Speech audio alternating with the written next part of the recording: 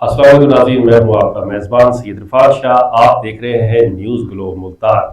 आज हमारे news globe के स्टूडियो प्रोग्राम अवामी बैठक में जो शख्सियात मौजूद है उनसे जो बातचीत और गुफ्तगू होगी वो होगी साबिक वज़ीर आज़म पाकिस्तान जुल्फ़िकार अली भुट्टो की 4 अप्रैल को 47वीं बरसी मनाई जा रही है। उस हवाले से उनकी शख्सियत और उनकी तामीरी, तालीमी, इस्लामी, कौमी खिदमात के हवाले से बात करेंगे, जिसमें आज हमने जिन शख्सियात को दावत दी है मैं तारुफ कराता जाऊँ। मेरे साथ मौजूद हैं जनाब सलीम उर रहमान मेयर साहब, पाकिस्तान पीपल्स पार्टी इंसानी हकूक विंग जनूबी पंजाब के साबिक सदर और साबिक एडवाइजर गवर्नर पंजाब। मेयर साहब, बहुत शुक्रिया आज आप हमारे न्यूज़ ग्लोब के स्टूडियो में तशरीफ लाए। इनके साथ जो शख्सियत मौजूद हैं वो है जनाब मलक सईद अख्तर साहब, senior vice president Pakistan peoples party तहसील मुल्तान। सईद साहब, आपका भी बहुत शुक्रिया, आप हमारे प्रोग्राम में तशरीफ लाए। इनके साथ जो शख्सियत मौजूद हैं इनायत अली कुरैशी साहब, माहिर तालीम है, बानी व chairman educational and social forum. बहुत शुक्रिया जनाब कुरैशी साहब, आपका भी। आगाज करेंगे हम सलीम उर रहमान मेयर साहब से। मेयर साहब, बताइएगा, जुल्फ़िकार अली भुट्टो ने सकूत ढाका के बाद पाकिस्तान का इक़्तिदार संभाला, उस वक्त क्या हालात थे, क्या कहेंगे आप इस हवाले से? शाह साहब, बहुत शुक्रिया आपका। जुल्फ़िकार अली भुट्टो शहीद ने जब पाकिस्तान का इक़्तिदार संभाला उस वक्त पाकिस्तान 2 लाख हो चुका था और जनरल याह्या खान की नाकाम पॉलिसियों की वजह से हमारा जो मुल्क है वो 2 हिस्सों में तकसीम हुआ, जो आज बांग्लादेश की शक्ल में मौजूद है। उस वक्त इंडिया ने हमारे 90,000 से जायद कैदी जो है, फौजी कैदी जो है, वो कैद में रखे हुए थे और बहुत सारा इलाका जो था वो उनके जेर कब्जा आ चुका था और बहुत गंभीर हालात थे। जंग के बाद आप समझते हैं कि हालात कैसे होते हैं। इसके बावजूद जुल्फ़िकार अली भुट्टो साहब ने इक़्तिदार संभाला और इक़्तिदार संभालने के बाद पाकिस्तान की असर नौ तामीर का आगाज किया। मैं ये समझता हूँ कि जुल्फ़िकार अली भुट्टो शहीद की जगह अगर कोई और होता तो शायद इस तरह से इस मुल्क को संभाल न सकता, और उन्होंने माशी तौर पर, सियासी तौर पर और तामीरी तौर पर पाकिस्तान को तरक्की की राह पर गामजन किया और मुश्किल तरीन हालात में उन्होंने मुश्किल तरीन माशी हालात में पाकिस्तान को संभाला। और ये भी मुझे कहने में कोई आग नहीं है, आज भी हम फख्र से कह सकते हैं कि जुल्फ़िकार अली भुट्टो शहीद ने जो भारत के जेर कब्जा जमीन का हमारा पाकिस्तानी हिस्सा था वो भी वापस लिया और 90,000 कैदी भी वो वापस पाकिस्तान लेकर आए। और उसके बाद जो दीगर मामलात हैं वो भी सामने है। और जुल्फ़िकार अली भुट्टो की शख्सियत ऐसी है कि उस पर आप बोलते चले जाएं तो आपको कई हफ्ते लग जाएंगे। आप जुल्फ़िकार अली भुट्टो साहब की खिदमत, उनकी शख्सियत, उनके किरदार, उनके माजी और उनके हवाले से बात करें। मैं आज के दिन के हवाले से ये कहूँगा कि जुल्फ़िकार अली भुट्टो पर जो इल्ज़ाम लगाया जाता है कि जुल्फ़िकार अली भुट्टो शहीद ने जो है इधर हम उधर तुम का नारा लगाया था, जो इंतहाई झूठ पर मबनी बात है।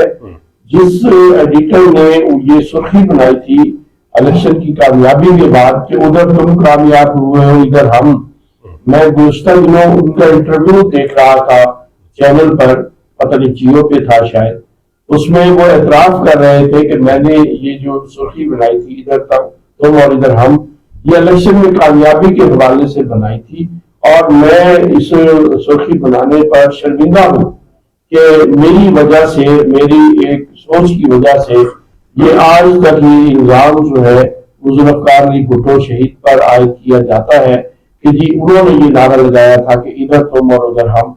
हालांकि जुल्फ़िकार अली भुट्टो शहीद ने इलेक्शन में कामयाबी के हवाले से बात की थी कि उधर तुम कामयाब हुए और इधर हम कामयाब हुए, हम मिलकर जो है यहाँ पर हुकूमत साजी करेगी। जी, आते हैं मलक सईद अख्तर साहब की जानिब। मलक साहब बताइएगा, जुल्फकार अली भुट्टो ने पाकिस्तान को जब एटमी टेक्नोलॉजी की बुनियाद रखने का फैसला किया, उस वक्त पाकिस्तान के क्या हालात थे? पाकिस्तान एक गरीब मुल्क था, इसका मुतहम्मल भी नहीं था, फिर भी उन्होंने पाकिस्तान को एटमी ताकत बनाया। क्या कहेंगे आप इस हवाले से? बिस्मिल्लाहिर्रहमानिर्रहीम। शुक्रिया शाह साहब। जो एटमी प्रोग्राम का जो हकीकत है वो ऐसे है जी जी। कि जिस वक्त डॉक्टर कदीर खान को पता चलता है कि हम एक एटमी रिएक्टर फ्रांस से ले रहे हैं, तो वो आए हैं और उन्होंने कोशिश की भुट्टो साहब से मिलने की, लेकिन भुट्टो साहब से मुलाकात उनकी नहीं हो सकी। तो उनके किसी जरिए से पैगाम छोड़ गए कि ये रिएक्टर पुराना, इसमें टेक्नोलॉजी है, आप ये ना लें, इससे जदीद मैं आपको बता सकता हूँ, वो बना के दे सकता हूँ, मैं पाकिस्तानी हूँ और मैं उससे बेहतर आपको दे सकता हूँ, उससे अच्छी टेक्नोलॉजी में। तो ये पुरानी टेक्नोलॉजी हो गई, इसको आप छोड़ दें। लेकिन भुट्टो साहब उस रिएक्टर को लेने के लिए अमेरिका की मुखालफत मोल ले चुके थे। तो ये पैगाम मिला तो भुट्टो साहब ने एक पैगाम रिप्लाई किया डॉक्टर कदीर खान को कि आप नॉर्मल छुट्टियों पर आएंगे और मुझे इस ऑफिस के अलावा मिलेंगे, और स्पेशल आपने नहीं आना, नॉर्मल छुट्टियों पर आना।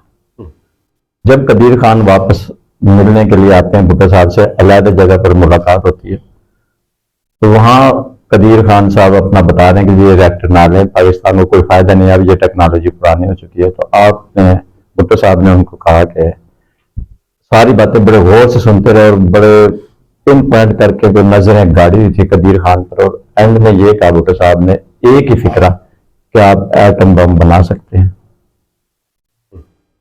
अगला ये सवाल सुनकर कदीर खान हक्का बक्का रह गया कि मैं क्या बात कर रहा हूं और भुट्टो साहब ने क्या बात की। उनके जहन में कुछ और चल रहा था।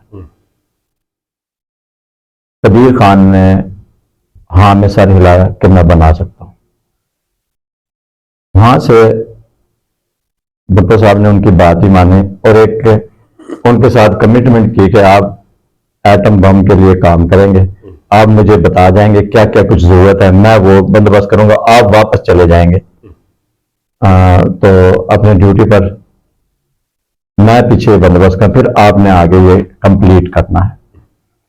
अब भुट्टो साहब ने उसको अपने एटमी रिएक्टर जो लेना था फ्रांस से, उसकी तहरीक और तेज कर दी और बयानबाजी शुरू की, क्योंकि भुट्टो साहब को पता था कि मुआहदा हो चुका है मेरा उससे लेने का। अब अगर मैं इनकार करता हूं तो मुझे पे पेनल्टी पड़ती है। वो पेनल्टी से बचने के लिए इल्जाम फ्रांस को देना चाहते थे कि फ्रांस इनकार कर, भुट्टो साहब मैं खरीद लूंगा, और अमेरिका ने कि मैं खरीदने नहीं दूंगा। भुट्टो साहब ने वो एक थोड़े से तल्ख जुमलों का भी इस्तेमाल किया अमेरिका के लिए कि मुझे कोई रोक के दिखाए और मैं जा रहा हूं अपने दोस्त मुल्कों से, तो मैं इसके पैसे जमा करूंगा और मैं ये एटमी रिएक्टर लूंगा। लेकिन वो अपने 6 दोस्तों के पास गए, जिसमें सऊदीया और तुर्की, लीबिया और उर्दन, ये कोई 6 मुल्क ये थे जिनको मिल के उन्होंने एटम बम के लिए कोशिशें की। लेकिन अमेरिका समझता रहा एटमी रिएक्टर के लिए वो कर रहा है। ये भुट्टो साहब ने बहुत चालाकी का वो किया जो पूरी दुनिया में मानी जाती है जहानत, कि आज ईरान कितने अरसा से लगा हुआ है लेकिन वो एटम बम तक नहीं पहुंच सका, उस पर कितनी पाबंदियां क्या कुछ। लेकिन भुट्टो साहब एक चकमा देकर पाकिस्तान के एटम बम का हसूल किया, उनका जाती कुछ भी नहीं था। भुट्टो साहब की एक आदत थी जो मेरे तज्जिए में है कि वो जो काम करते थे उसका मुस्तकिल हल निकालते थे। कोई प्रॉब्लम पाकिस्तान का बड़ा प्रॉब्लम है, उसका मुस्तकिल है, वो जंगों का मुस्तकिल हल निकालना। वो जंग से ही फौरन बाद आए थे, पाकिस्तान के हालात बहुत अच्छे नहीं थे, बिल्कुल भी, माशी भी, इंडस्ट्री भी, कुछ भी अच्छा नहीं था, जंग से निकले थे। भुट्टो साहब इस जंग का मसला मुश्किल हल करना चाहते थे एटम बम बनाकर। उन्होंने तहरीक तेज की, अमेरिका ने कहा मैं नहीं देने दूंगा, मैं देखता हूं फ्रांस कैसे देता है, और आखिर फ्रांस ने कहा कि मैं ये नहीं दे सकता। लेकिन भुट्टो साहब ले ही नहीं रहे थे, उनको इनकार भी उन्होंने किया जिन्होंने देना था। भुट्टो साहब ने पेनल्टी भी नहीं पड़ने दी, और साथ वो जो जदीद एटमी रिएक्टर कदीर खान साहब के जिम्मे लगाया, اور قدیر خان صاحب نے ادھر کام شروع کر دیا تھا. لیبارٹری بن چکی تھی اور کام شروع ہو چکا ہے. قدیر خان صاحب آئے ہیں اور انہوں نے اپنا ورک شروع کر دیا. یوں اس کو اتنا خفیہ رکھا گیا, لیکن ان ملکوں کو, سعودیہ وغیرہ کو اعتماد میں لے چکے تھے بھٹو صاحب. اور یہ ایٹم بم اپنا تقریباً کوئی 70-80% تک کمپلیٹ ہو چکا تھا. اس کے بعد جو ہے وہ زندگی کو جیسے چھینا گیا بھٹو صاحب کو, وہ آپ سب کو معلوم ہے جس طرح سے ان کو بالکل عدالتی قتل کیا گیا ان کا سب کچھ. تو یہ پاکستان, وہ بھٹو صاحب کو پھانسی نہیں ہوئی, یہ پاکستان کو پھانسی ہوئی ہے. پاکستان کی معیشت کو, پاکستان کے مسائل کو, اگر بھٹو صاحب کو ایک چنور مل جاتا تو جہاں اتنی انڈسٹری, جہاں مزدوروں کو آج پینشن ملتی ہے, وہ بوڑھے جو اپنی زندگی گزار لیتے ہیں اس پینشن کے عوض, ایک عام انڈسٹری والے کوئی نکال نہیں سکتا تھا. اسٹوڈنٹ کارڈ, تعلیم مفت, school total, school college government کے, یہ سارا کچھ اتنے بڑے بڑے کام. پھر آئین دینا, مستقل مسئلے کا حل آئین کیا, مستقل مسئلے کے جنگوں کا مسئلہ اپنا ایٹم بم سے نکالا, مستقل حل نکالا, روبیت حلال کمیٹی بنا کر چاند کے جو تنازعات ہوتے تھے وہ ختم کیے, جمعے کی چھٹی بنائی. اسلامی جتنی قدر اسلام کی بھٹو صاحب نے کی, باقی نام نہاد مولوی جتنے بھی پاکستان میں مسلط ہوئے, چاہے ان کی داڑیاں نہیں تھی, لیکن وہ نام نہاد مولائیت ایک مینٹالٹی کا نام ہے. جو مولوی آتے رہے ضیاء الحق جیسے, انہوں نے جو, ان کی کوئی خدمات نہیں اسلام کے بارے جتنی بھٹو صاحب کی ہیں. تو جتنا بھی بول رہے ہیں کم ہے, کیا خدمات گنوائیں, بہت زیادہ خدمات. ماہر تعلیم کی جانب عنایت علی قریشی صاحب, کچھ بتائیے گا کہ ذوالفقار علی بھٹو کی آمد سے پہلے پاکستان کی سیاست میں جاگیرداروں کو قبضہ تھا. ذوالفقار علی نے غریب مزدور طالب علم کو سیاسی شعور دیا, اس کے کیا اثرات ہیں؟ بہت شکریہ. دیکھیں, آج ہم یہاں پر جو ڈائیلاگ کر رہے ہیں وہ بہت جاندار اور پر اثر ہے. سلیمان بانیو صاحب نے بہت معلومات فراہم کی اور ساجد بھائی نے بھی پوری تاریخ بیان کی. صحیح صاحب, میں یہ سمجھتا ہوں کہ سعید نے جو مختلف پہلوؤں پر گفتگو کی پاکستان کے ایٹمی پروگرام کے حوالے سے, وہ بہت ضروری ہے تاکہ نسل نو کو پتہ چلے. دیکھیں, بھٹو صاحب دنیا سے چلے گئے, یہ کیسا المیہ ہے کہ آج سے 47 سال پہلے انہیں پھانسی دی گئی اور پھر 2024 میں انہیں جو ہے وہ شہید قرار دے دیا گیا. یہ ان کو طلب باتیں ہیں. بھٹو صاحب کو جاننے کے لیے ہمیں تاریخ عالم کا مطالعہ بھی کرنا پڑے گا. جب تک ہم ان جغرافیائی اور سیاسی اور معاشی نظاموں کا مطالعہ نہیں کریں گے جس کا مقابلہ ذوالفقار علی بھٹو نے کیا, اس وقت ان کی شخصیت سامنے نہیں آتی. آپ کا سوال جو ہے اس پر بات کروں گا, لیکن میں یہ بتانا چاہ رہا ہوں کہ ذوالفقار علی بھٹو اس سن پیدا ہوئے جب موتی لال نہرو نے نہرو رپورٹ پیش کی 1928 میں, اور 1929 میں قائد اعظم محمد علی جناح نے 14 نکات پیش کیے. قائد اعظم محمد علی جناح کا پہلا نقطہ جو تھا کہ آئندہ آئین وفاقی طرز کا ہوگا, 14 نکات کا, اور صوبوں کو داخلی خود مختاری دی جائے گی اور تمام صوبوں کو ایک ہی اصول پر داخلی خود مختاری دی جائے گی, اور سندھ کو بمبئی سے الگ کر دیا جائے گا. یہ بہت یہ نکات ہیں جو انہوں نے اس کے جواب میں پیش کیا. ابھی سعید بھائی نے آئین پاکستان کی بات کی. پاکستان میں 3 آئین بنے. پہلا آئین چودھری محمد علی وزیر اعظم دور میں بنا جو 23 مارچ 1956 کو نافذ ہوا. وہ آئین ڈیزالو کر دیا گیا.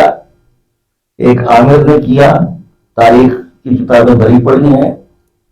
دوسرا آئین بنا جو صدارتی آئین کہلاتا تھا.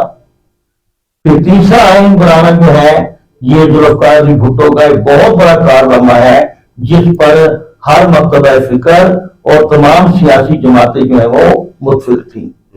اور یہ آئین آزادی پاکستان کے دن 14 اگست 1973 کو نافذ کیا گیا, اور اسی دن ذوالفقار علی بھٹو جو ہے پاکستان کے وزیر اعظم بن گئے. اس سے پہلے جو انٹرم پیریڈ تھا اس میں آپ کے پاس دوسرے عہدے تھے, آپ صدر پاکستان تھے, اور سویلین ایک عہدہ تھا آپ کے پاس. جی. تو تاریخ کو سمجھنے کے لیے, پڑھنے کے لیے جو ہے وہ ہمیں شعور و آگاہی کی ضرورت ہے. اگر بھٹو کو سمجھنا ہے, اسے جاننا ہے, اسے انڈرسٹینڈنگ کرنی ہے, تو پھر ہم اس ڈومین میں, شعور و آگاہی کی ڈومین میں بالکل غیر جانب ہو کر جو ہے نا جی ہم ان کی اسٹڈی کریں. پھر جا کر ہم یہ پتہ چلا سکیں گے کہ بھٹو تیسری دنیا کے کتنے عظیم لیڈر تھے. اختلافات ہر جگہ ہوتے ہیں, اندرونی بھی اور بیرونی بھی, یہ چلتے ہیں. لیکن بھٹو جو ہے وہ یہ جو باہر کی دنیا ہے, مسلم ممالک کی بات میں نہیں کر رہا, انہیں کھٹکتے تھے جب سے یہ انہوں نے یہ پروگرام بنانے کا سوچا کہ ہم پاکستان کو جوہری لحاظ سے یہ یعنی کہ بنائیں گے, اور ایٹمی ریئیکٹر کے اس میں جو ہے ہم ایٹم بم یعنی کہ ہم نے بنایا. میری ڈاکٹر عبدالقدیر خان صاحب سے ملاقات ہوئی ہے, الحمدللہ. بھٹو صاحب سے میری ملاقات ہوئی ہے. ہم بچپن میں تھے جب بھٹو صاحب ہندوستان روڈ سے گزرا کرتے تھے, صاحب بھی اس کی گواہی دیں گے, تو ہم ان کا دیکھا کرتے تھے. عوام کا ایک جمع غفیر جو ہے نا روڈ کے دونوں طرف انہیں دیکھنے کے لیے بےتاب ہوتا تھا, اور وہ چھوٹے چھوٹے علاقوں میں آتے تھے. ایک علاقہ ہے چار بور والا جلیل آباد, وہاں پر ایک ایم ایل اے رہتے تھے رانا تاج احمد نور صاحب, ان کے گھر بھٹو صاحب تشریف لائے. تو ہم وہاں کھیل رہے تھے, ہم جناب اندر چلے گئے, بھٹو صاحب ملے, یعنی کہ انہیں نو ہیزیٹیشن, کوئی پروٹوکول نہیں. تو جب عوامی لیڈر ایسا ہوگا تو پھر آپ مجھے بتائیں عوام ان کا احترام کیوں نہیں کرے گی؟ تو قید عوام کسی اور کو تو نہیں کہا گیا, قید عوام تو ذوالفقار علی بھٹو ہیں. کیونکہ عوام کے دلوں میں وہ بستے تھے, بستے ہیں اور بستے رہیں گے. میرا سیاست سے کوئی تعلق نہیں ہے, میں سماجی یعنی کہ کام سماجی سائنسدان ہوں, سوشل سائنٹسٹ ہوں. لیکن سوشل سائنٹسٹ ہونے کے حوالے سے میں ہر سماجی جو ایٹیچیوڈ ہے اسے سمجھتا ہوں ہر سماج کا. تو یہ جو سندھ کا جو علاقہ ہے اور پاکستان میں جو فیوڈلزم ہے یہ ہمیشہ سے رہا ہے, چاہے وہ پنجاب ہے, چاہے وہ سندھ ہے, چاہے وہ KPK ہے, فیوڈلزم تو ہے. اور اس فیوڈلزم کی وجہ سے, اس جدید گرانہ نظام کی وجہ سے جو ہے پاکستان کو ترقی کے مراحل طے کرنے میں کافی مشکلات کا سامنا بھی رہا. ذوالفقار علی بھٹو واحد وزیر اعظم تھے جنہوں نے آ کر اس فیوڈلزم کے اوپر جو ہے, کیونکہ آپ ان کی نبض جانتے تھے, ان کا مائنڈ سیٹ کیسا ہے, یہ کیسے لوگ ہیں, یہ کیسے فیصلے کرتے ہیں. تو آپ دیکھیں تاریخ اٹھا لیں آپ, یعنی اس ٹینور کی کہ بھٹو صاحب نے ایک شعور دے دیا عوام کو کہ وہ جو ہے یہ الیکشن لڑیں اور ووٹ دیں ان لوگوں کو جو عام لوگ ہیں. اور آپ نے انہیں ٹکٹیں بھی دی. فیوڈل بھی اس میں آئے, بڑے بڑے فیوڈل آگے, لیکن ان فیوڈل نے جو ہے وہ ساتھ نہیں دیا. یہ تاریخ ہے, تاریخ کا حصہ ہے. اور آپ نے الیکشن جیتنے کے بعد ذوالفقار بھٹو نے جو ان کے پاس بڑی بڑی زمینیں تھیں, جو اراضی تھی, وہ انہوں نے لے کر وہ تقسیم کر دی اور ایک یعنی کہ SOPs بنا دی. میں یہ سمجھتا ہوں اگر کوئی وزیر اعظم تھا تو ذوالفقار علی بھٹو تھا, جس نے جگیرداروں سے جناب علی وہ مخالفت بھی موڑ لی اور انہیں ایک طریقہ کار کے تحت اپنے ساتھ چلتے بھی رہے. اور ایک عام انسان, ایک عام کسان, ایک ہاری کو جناب انہوں نے ایک سوشل سٹیٹس دیا اور انہیں یعنی کہ ابھارا تاکہ وہ بھی یعنی کہ معاشرے میں جو ہے اس پاکستان میں پاکستانی ہونے کے ناطے جو ہے وہ अपना स्टेटस बहाल कर सकें। जी जी। और आप देखें कि ऐसा हुआ, और आज जो है ना जी फ्यूडलिज्म, उसके बाद फिर वो यानी कि उससे सर उठाया। ये जो गैर जमहूरी हुकूमतें होती हैं, इसमें फ्यूडलिज्म भी सर उठाता है। और लेकिन हमें चाहिए कि हम जो है ये आप देखना, हमारे इलाके की ही मिसाल है लेस्रा की वसीफ की। हमारे गवर्नर रहे हैं पाकिस्तान पीपल्स पार्टी के मुतवक्किल साहब, ठीक है जी, लेकिन उस पर उनकी एहलिया ने किताब लिख दी, माई फ्यूडल लॉर्ड मेडासाइड। उसका मुताला कर लें, आपको पता चल जाएगा कि क्या सूरत हाल थी और क्या सूरत हाल किस में तब्दील हो गई। तो मैं कहता हूँ कि भुट्टो साहब के जो यानी कि नजरियात थे, जो उनके अमली काम थे, जो हमें नजर आते हैं, जो तारीख के सफात में हमें मिलते हैं, वो यानी कि चाहे वो ज़रई हवाले से हो, चाहे वो सनती हवाले से हो, चाहे वो तालीमी हवाले से हो, चाहे वो मुआशियात के हवाले से हो, चाहे वो आईनी हवाले से हो, वो हमें यानी कि नुमाया नजर आते हैं। और मैं ये बात कहने पर यानी कि कह सकता हूँ कि पाकिस्तान में जुल्फ़िकार भुट्टो जैसा वज़ीर आज़म ना आया है और ना शायद आएगा, क्योंकि आपने वो खिदमत अंजाम दी है कि पाकिस्तानियों का स्टेटस जो है वो कहीं से कहीं पहुंचा दिया। आज हमारी जो एहतराम मिल रहा है जोहरी हवाले से, आज हम जो महफूज हैं, हम जो सेफ हैं, वो सिर्फ जुल्फ़िकार भुट्टो की मिन्नत है कि उन्होंने हमें जोहरी प्रोग्राम दिया। और अल्हम्दुलिल्लाह आज हम एटमी ताकत है और इसराइल को भी हम धमका देते हैं कि आप ऐसा करेंगे तो हम ऐसा कर देंगे। अच्छा, ब्रेक का टाइम हो गया नाज़रीन, लेते हैं एक छोटी सी ब्रेक के बाद दोबारा हाजिर होते हैं। देखते रहिएगा न्यूज़ ग्लोबल।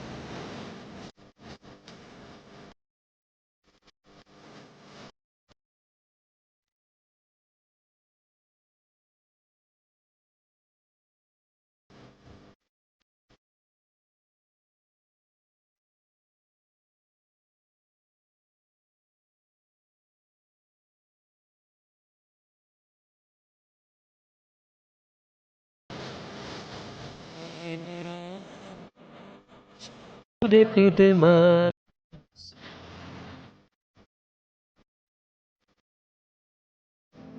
تو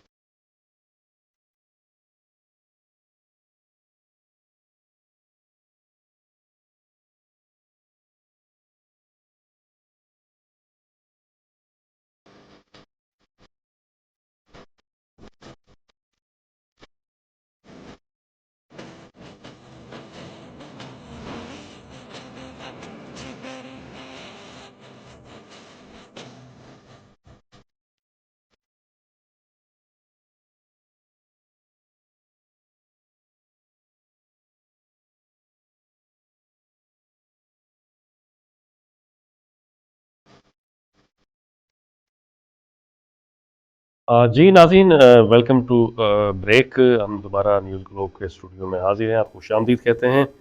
हमारे साथ इस वक्त लाइन पर हैं चौधरी मोहम्मद इकबाल मेव साहब, एडवोकेट हैं, साबिक सेशन जज मुल्तान हैं। मेव साहब, बहुत शुक्रिया, आप हमारे न्यूज़ ग्लोब के स्टूडियो प्रोग्राम अवामी बैठक में लाइन पर हाजिर हुए। मेव साहब, बताइएगा कि जुल्फ़कार अली भुट्टो साहब की 47वीं बरसी मनाई जा रही है, उनकी शख्सियत के हवाले से आपकी क्या राय है? बहुत शुक्रिया सैयद इरफान शाह साहब कि आपने मुझे मौका दिया कि मैं भी अपने ख्यालात का इजहार करूं।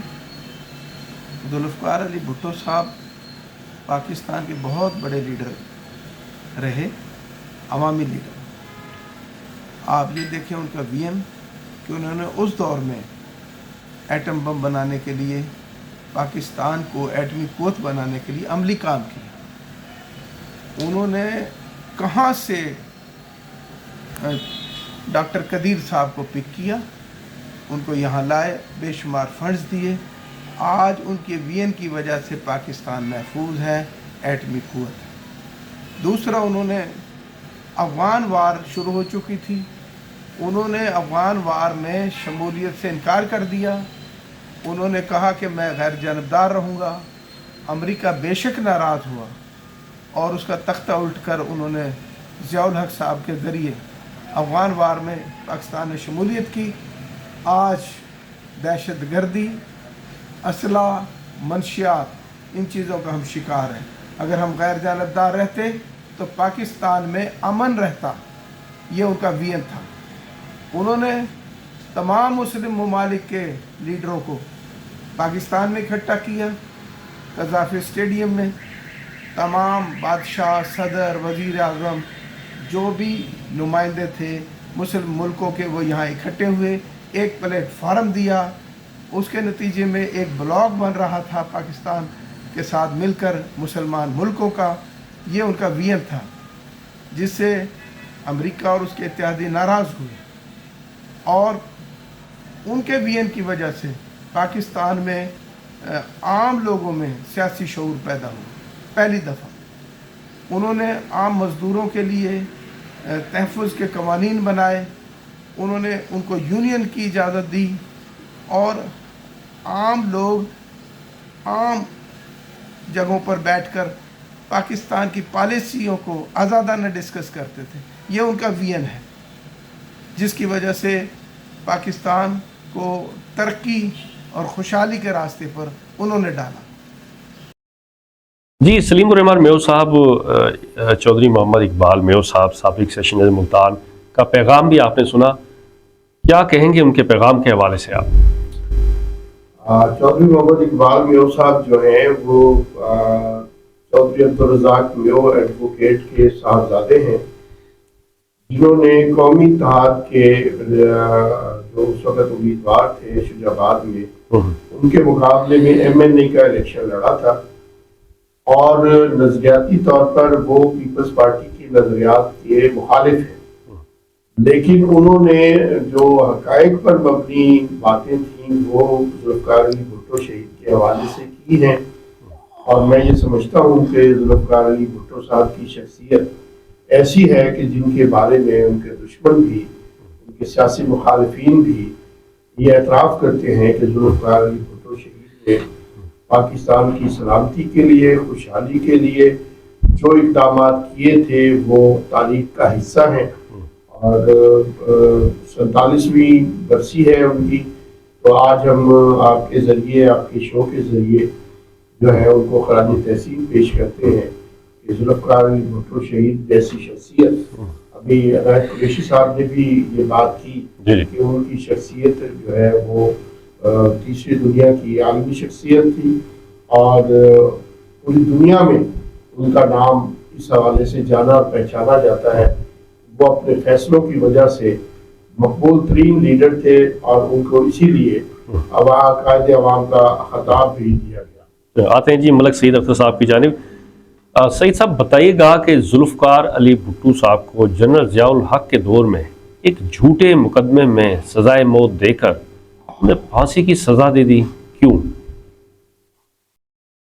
जी, ये बहुत बड़ा अलमिया है आलम इस्लाम का और ये कई मुल्कों के दरमियान, बड़े मुल्कों के दरमियान ये साजिश चली थी। इसके अलावा उनको पता था कि पाकिस्तान कहाँ से कहाँ निकल जाएगा। सबसे उनके लिए सबसे आसान तरीका ये था उसको साइड लाइन किया जाए और उसमें हमारे ही पाकिस्तानियों को इस्तेमाल किया जाता है, ज़ियाउल हक को इस्तेमाल किया। हमारे पीपल्स पार्टी के एक मुखालिफ आप देख लें, हमीद गुल, बहुत बड़े एक वो जिहादी उसमें था, पीपल्स पार्टी का नुक्ता नज़र नहीं था वो। तो उनका बयान है कि इन्होंने वादा किया काज़मी अरमान शरीफ के साथ बैठ के खाना काबा में, हलफ दिया कि मैं भुट्टो साहब को फांसी नहीं दूंगा। इसके बावजूद उन्होंने आकर उसको फांसी की, जिसके जवाब में काज़मी अरमान शरीफ ने ये कहा था कि ये इसका तो खुदा भी कोई और है, जो खुदा के घर में बैठ कर ये झूठ बोल गया, झूठा हलफ उठा गया, तो फांसी नहीं दूंगा और इसके बावजूद फांसी दी। ये तो एक इतना बड़ा अलमिया है कि पूरे आलम इस्लाम के लिए, और इन चार फिक्रों की वजह से तेल बतौर हथियार, तो देखें कितना बड़ा फिक्रा था। और मुतफिक थे, इस्लामिक बैंक मुतफिक थे, मुसलमानों का पैसा इस्लामिक बैंक में रहे। इस्लामिक बॉम्ब, भुट्टो साहब एटम बॉम्ब नहीं कहते थे, भुट्टो साहब हमेशा उसका नाम लेते थे इस्लामिक बॉम्ब। बॉम्ब और ये इस्लामी सरबराही कॉन्फ्रेंस में ये चार नुकात पेश किए गए थे। इसके एवज जो है ना उनको ये अंदाज़ा हो चुका था कि भुट्टो साहब इस मुस्लिम दुनिया को पता नहीं कहाँ से कहाँ लेकर जाएंगे, कितनी तरक्की पर लेकर जाएंगे, ये मुत्तहद रहेंगे। 1974 में ये इस्लामी सरबराही कॉन्फ्रेंस हो रही है, उसमें भुट्टो साहब को चेयरमैन बनाया जाता है इस्लामी दुनिया का। पूरा कोई भी उसके बाद भुट्टो साहब के दौर में कोई मसला किसी भी मुल्क में होता है तो सबकी नजरें भुट्टो साहब पर होती है, भुट्टो साहब क्या करते हैं। और आज देखें اب پھر بھی تھوڑا سا ہمیں پوچھا گیا، ورنہ تو ہمارے ایسے ایسے وزیر اعظم گئے جو تقریر لکھ کر بیٹھے رہے اور اسلامی کانفرنس میں ان کو تقریر کا ہی موقع نہیں دیا. ہمارے ملک کے وزیر اعظم ایسے بھی رہے ہیں. تو اس پوزیشن میں پہنچنا ہمارے لیے سارا بھٹو صاحب کو پھانسی کے بعد کی باتیں ہیں. بھٹو صاحب کو پھانسی، اگر ایک ٹینور بھی اور مل جاتا 5 سال کا تو ملک شاید دنیا میں کسی نمبر پر ہوتا، ٹاپ پوزیشنوں پر، معیشت میں اور دوسری چیزوں میں، تعلیم میں، ہر چیز میں بڑی تیزی سے یونیورسٹیاں بنانے میں ہم بہت آگے جا رہے ہیں. لیکن طریقہ یہ استعمال کیا بھٹو صاحب کو سائڈ لائن کیا جائے، وہ کسی بھی طریقے سے کیا جائے اور پاکستان کو اتنا پیچھے کر دیا جاتا کہ آج بھی ہم اس پوزیشن پر نہیں ہیں. جس وہ ترقی کی تیزی دیکھیں، ٹھیک ہے، جو دور ترقی کر رہا ہے اس میں کچھ چیزیں ہمیں جدید ملی ہوئی ہیں، لیکن وہ تیزی کی ترقی دیکھیں. اس ٹائم کہاں سے کہاں 73 سے لے کر 77 تک ہم کہاں سے کہاں پہنچ گئے تھے جنگ کے باوجود. اور اب 4 کے 20 سالوں میں بھی ہم اتنی یونیورسٹیاں نہیں بنتی جتنی اس دور میں بن گئی. چلیے آتے ہیں عنایت علی قریشی صاحب کی جانب. کچھ آپ بتائیے گا کہ عدالت عالیہ نے 40 سال بعد ذوالفقار علی بھٹو کے سزائے موت کو ناانصافی قرار دے دیا، اس پر آپ کی کیا رائے؟ یہ جو عدالتی فیصلے ہیں جی. اس وقت جو سیناریو تھا وہ ہم سب کے سامنے ہے. That time I was student of 9th class جس دن بھٹو صاحب کو پھانسی ہوئی. اور ذوالفقار علی بھٹو جب وزیر اعظم بنے اس کا ہمیں مکمل ادراک ہے.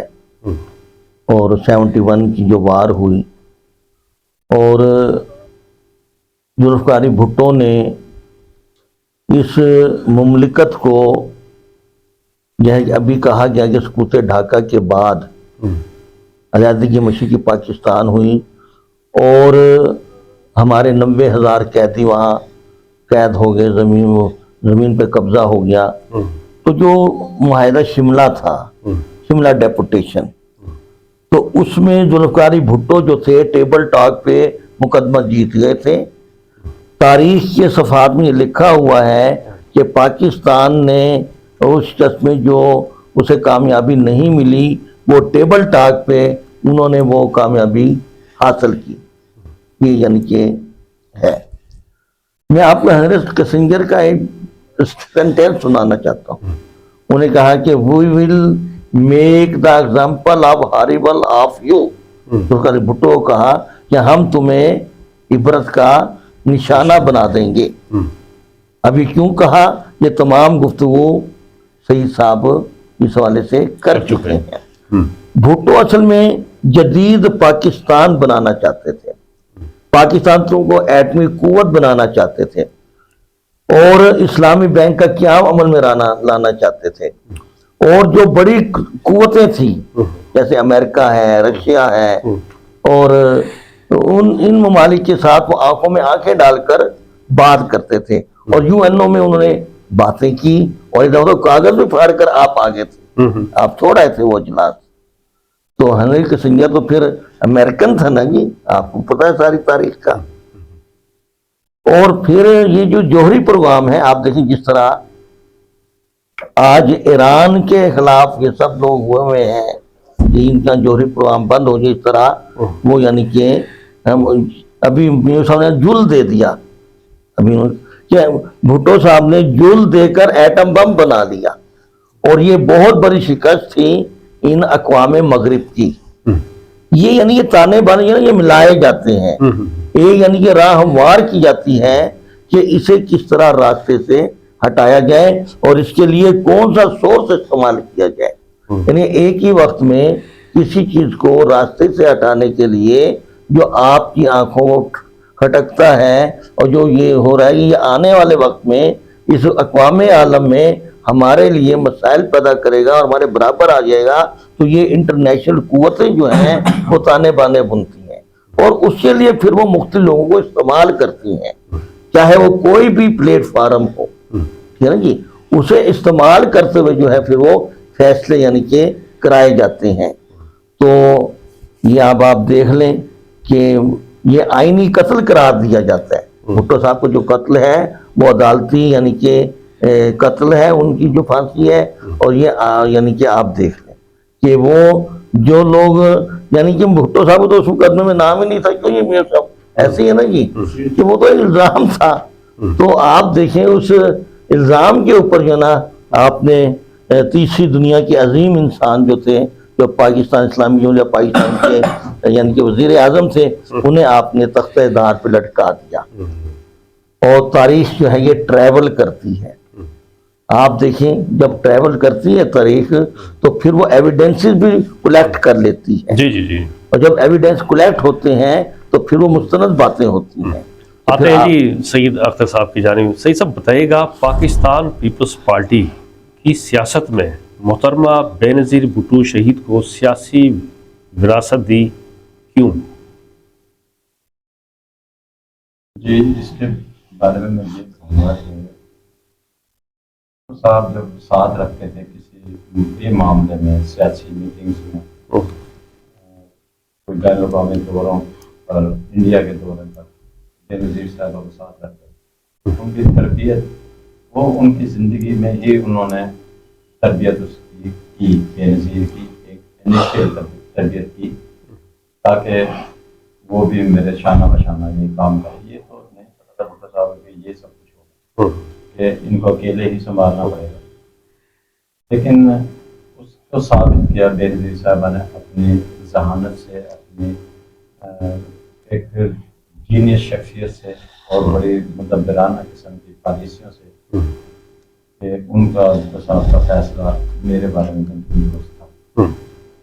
اور آپ بھٹو صاحب کی باقی فیملی میں اللہ سب کو جنت میں جگہ دے. تو ان کے ساتھ آپ بے نظیر کے صاحبہ کے ساتھ نہیں ملا سکتے.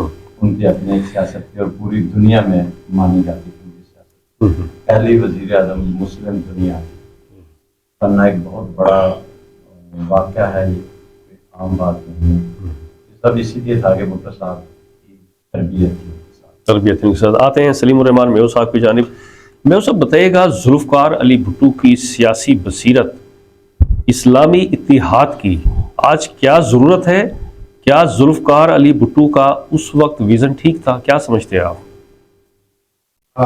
ذوالفقار علی بھٹو شہید نے جو پاکستان کو ٹیکنالوجی ایک سبب بنانے کا جو اعزاز دیا وہ قابل فخر ہے. اور جس چیز کی ضرورت اس وقت ذوالفقار علی بھٹو شہید نے محسوس کی تھی، آج اسلامی دنیا اس کی ضرورت محسوس کر رہی ہے. آج آپ دیکھ رہے ہیں ایران کی جو اسرائیل اور امریکہ کے ساتھ جنگ ہے وہ بھی اسی بنیاد پر ہے. اس وقت ذوالفقار علی بھٹو شہید نے جو سٹینڈ لیا تھا اس کی وجہ سے اس وقت کے جو یہاں پاکستان میں موجود حوالی تھے، نظام مصطفیٰ کی تحریک چلانے والے لوگ تھے، انہوں نے سینکڑوں لوگوں کو اس وقت مروایا، جو شہادت کے نام پر لوگوں نے اپنی زندگیاں دی کہ شاید وہ اسلامی لحاظ سے تحریک کا حصہ بن رہے ہیں اور شہید ہو رہے ہیں. جبکہ آپ دیکھیں جب بھٹو صاحب کو پھانسی دے دی گئی تو وہ علماء کرام کہاں تھے، وہ نظام مصطفیٰ آج تک کہاں گیا، اور وہ علماء کرام کا کردار کیا رہا. آج وہی سسٹم ہے، وہی عالمی قوتیں ہیں، وہی اسلامی ملک ہے. پہلے پاکستان تھا، آج ایران ہے. اور ایران جو اس وقت کردار ادا کر رہا ہے وہ ایک امت مسلمہ کے حوالے سے اور ایک مسلمان ہونے کے ناطے قابل فخر ہے. اور آج بھی وہی ضرورت محسوس کی جا رہی ہے جو 40-42 سال پہلے، جو 47 سال پہلے بھٹو صاحب نے محسوس کی تھی کہ ہمیں ایک اسلامی قوت کے طور پر اسلامی بلاک کی ضرورت ہے، اسلامی بم کی ضرورت ہے، اسلامی بینک کی ضرورت ہے. وہی چیز اگر وہ اس وقت ذوالفقار علی بھٹو شہید کو یہ کام کرنے کا موقع مل جاتا تو آج پاکستان کہاں کھڑا ہوتا، اسلامی دنیا کہاں کھڑی ہوتی. اس کا اندازہ آپ کر سکتے ہیں کہ آج بھی جو ہے وہ ایران نے جس جرأت کے کردار کے ساتھ اپنے آپ کو ثابت کیا ہے کہ مسلمان جو دنیا جو ہے مسلم دنیا جو ہے وہ ایک قوت ہے اور وہ مقابلہ کر سکتی ہے، اور یہ وہی ایک ویژن ہے جو ذوالفقار علی بھٹو شہید کا تھا. اگر وہ بھی یہ اسی ویژن کا تسلسل ہے کہ آج ہم اس بات کی ضرورت محسوس کر رہے ہیں اور اسی طرح سٹینڈ کر رہے ہیں. چلتے ہیں قریشی صاحب کی جانب. پروگرام کے 5 منٹ بقایا ہیں ختم ہونے میں. قریشی صاحب مختصر سے جواب دیں گے آپ کہ بلاول بھٹو زرداری جو ہیں وہ ذوالفقار علی بھٹو شہید کی سیاست کو آپ کیا سمجھتے ہیں کہ آگے لے کے جا سکیں گے اس کو؟ میں یہ سمجھتا ہوں کہ اس وقت کی صورتحال میں اور ابھی کچھ عرصہ پہلے بلاول بھٹو کو جو اسائنمنٹ دی گئی تھی جی، اور انہوں نے جو پوری دنیا کی وزٹ کیے تھے تو اس میں انہوں نے اپنے آپ کو پروو کیا ہے کہ میں یعنی کہ کچھ کر سکتا ہوں. ان کے ساتھ ہی ان کی جو ہمشیرہ ہیں آصفہ، ان میں بھی یہ ہمیں یعنی کہ وین اور ٹیلنٹ نظر آتا ہے. تو میں یہ سمجھتا ہوں یہ دونوں جو شخصیات ہیں بلاول بھٹو اور آصفہ بھٹو زرداری جو ہیں یہ آنے والے وقت میں پاکستان کا بہتر مستقبل ثابت ہو سکتے ہیں، اور جو ہے انہیں مزید محنت کرنی چاہیے سیاسی نظریات کے حوالے سے اور سماجی حوالے سے، اور تاکہ اپنے آپ کو یعنی کہ پروو کریں. اور سعید اختر صاحب کی جانب. سعید صاحب آپ کی کیا رائے اس پر، کیا کہیں گے آپ؟ جی بالکل، بلاول صاحب بہت اچھے ورلڈ میں اپنا نام منوانے کے لیے انہوں نے یہ اب جو کہ جنگ کے بعد پاکستانی جنگ کے بعد بڑا اچھا پروف کیا ہے کہ میں واقعی ایک لیڈر ہوں اور بات چیت کر سکتا ہوں، ٹیبل ٹاک کر سکتا ہوں. اور سب سے بڑی چیز ایک سیاستدان کے لیے، انٹرنیشنل سیاستدان کے پاس وہ ٹیبل ٹاک ہی ہوتی ہے. جو ہمارے آپ پیچھے نام میں کسی کا نہیں دیتا، لیکن پچھلے وزیر اعظم میں دیکھیں آپ کتنے وزیر اعظم میں یہ ٹیلنٹ ہے. ہمارے وزیر اعظم میں یہی ٹیلنٹ نہیں ہے کہ وہ ٹیبل ٹاک نہیں کر سکتے. بھٹو سے لوگ ڈرتے تھے ٹیبل ٹاک کرتے، گھبراتے تھے کہ ٹیبل ٹاک میں ہمیں یہ. جی میو صاحب آپ کی کیا رائے، کیا کہیں گے آپ اس حوالے سے؟ جی میں بالکل یہ بات درست ہے کہ بلاول بھٹو زرداری صاحب میں ایک مرتبہ بینظیر بھٹو صاحبہ کی تربیت شامل ہے اور ذوالفقار علی بھٹو کا عکس ہے، اور ان میں وہ صلاحیتیں ہیں جو بھٹو خاندان کا خاصہ ہے، اور وہ ٹیبل ٹاک کے ماہر ہیں.